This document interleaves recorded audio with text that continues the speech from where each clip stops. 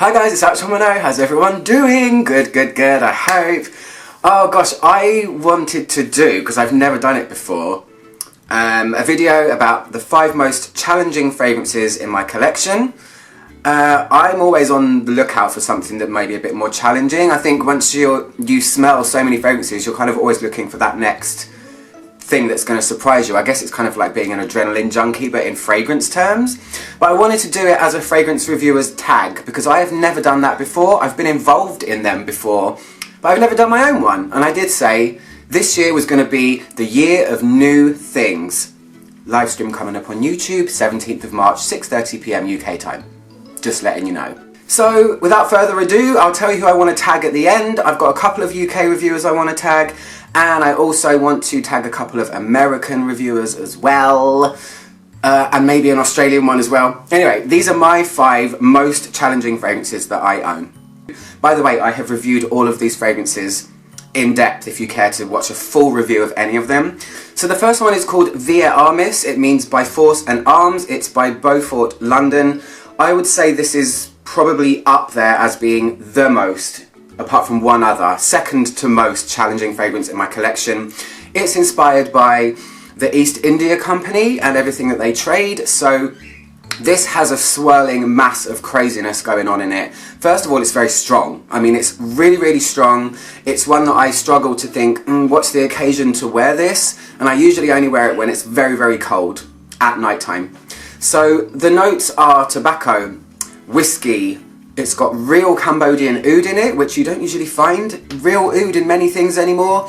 There is an opium accord, it has tea in it as well, and a lot of people when they smell it say they can smell licorice, but it's a very dark, narcotically sweet fragrance that's very difficult to wear, but it's a challenge, and I like it for that reason.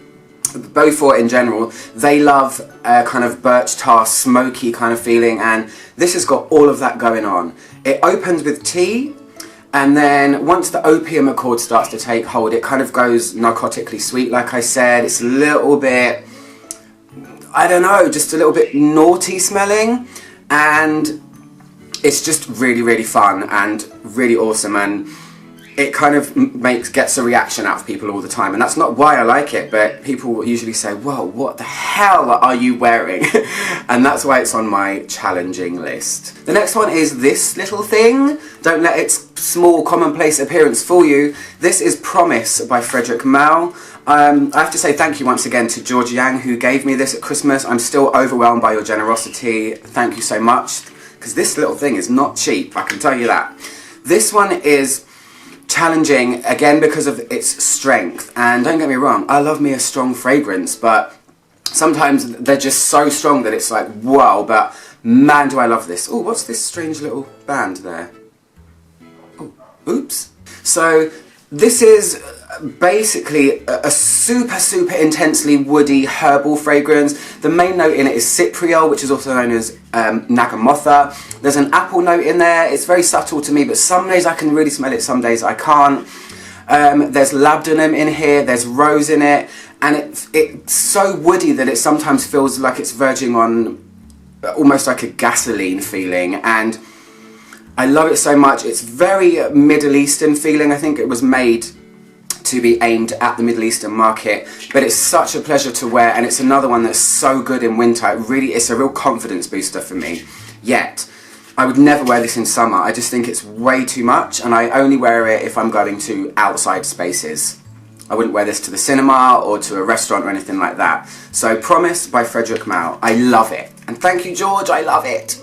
The next one is one that I think if anyone out there that's watching this owns it, you will know that it's challenging and the reasons why. The reviews of this on Frag-mental are hilarious. Go and read them if you care to. And this one is Ink, or as some people call it, Mink.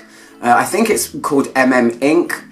It's by Byredo, and this is, I would say, probably the most challenging of all of my fragrances, up there with Via Armis, but this one's probably a little bit more challenging. It's an oddball. It's an odd hodgepodge mix of many different things thrown together, mainly inky. There's a doxyl in here, which is a molecule which kind of smells waxy, laundry, aldehyldic floral strangeness. There is clover honey in it. There's incense. There is even a marine-like element to it, and the honey is skanky to say the least. A lot of people say it smells kind of barnyardy, or I've even heard people say it smells like a hamster cage, which it just cracks me up so much. I walk around smelling like a hamster cage. There is a real weird animalic edge to this thing, with an added element of ink, incense, honey, and just weirdness. But when I wear this, I feel really good, and the Adoxal in it gives it a clean vibe that's mingled in with all of this craziness, and I just really appreciate this fragrance. I couldn't wait to get it. I smelled it on a friend many years ago, and it kept wafting over to me when we were sitting in this bar, and I was just intoxicated by how strange and weird and kick-ass this fragrance is. So that's that one. Okay, last one. Oh, second to last one. I lost track there. The second to last one is Rien by Attribution Orange. I only got this very recently. However, I've worn it many times before. This one is another really super strong one that I only wear when it's really cold. It's mainly leather, but there is a massive amount of aldehydes in here, so I've said it before, it kind of feels juxtaposed. It feels very dark and smoky and leathery, but the aldehydes make it hyper clean as well. So it pulls you in two different directions when you wear it. It's almost, again, on the gasoline-y type feeling, and I kind of like that.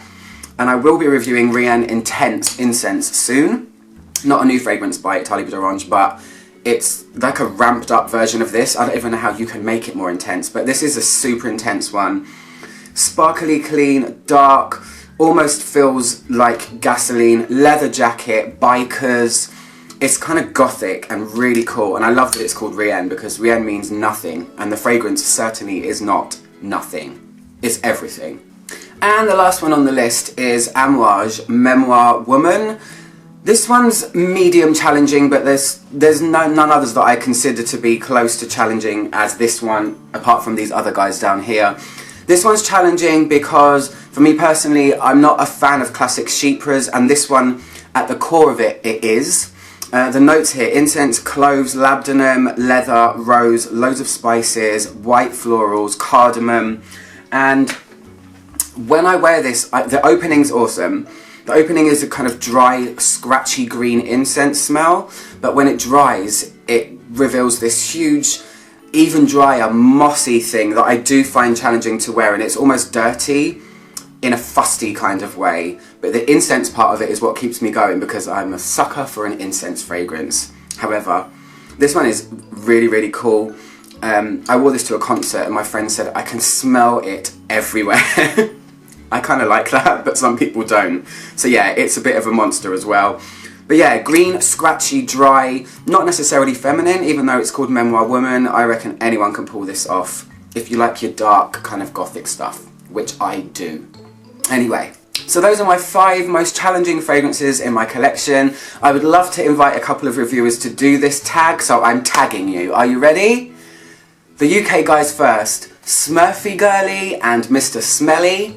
I would love it if you guys would get on board with this. I'm trying to do something positive because there's so much crap going on in the fragrance community at the moment that I am staying in my little corner. I'm staying out of the way of all of that stuff, but I'm trying to bring us back together again and just do something cool. Anyway, you guys, I would also love to tag Frag-mental if you're watching. I know you might be on holiday at the moment. There's no rush, whenever. And now the American guys, I would love to tag, although I know you're probably very busy, Carlos from Brooklyn Fragrance Lover, also Tiff Benson. I know you're probably very busy as well. We're all busy, but you know, just trying to do something cool. I'd also like to tag Emmy Ever After, and if she watches this, Amy Loves Perfume all the way over in Australia. So I'll post links to all of their channels below. They are so cool. I love all of these guys as reviewers, so go and check them out. I'm Ouch110. Trying to make the world smell better, one video at a time. Still trying out that catchphrase, guys. Hope you like it.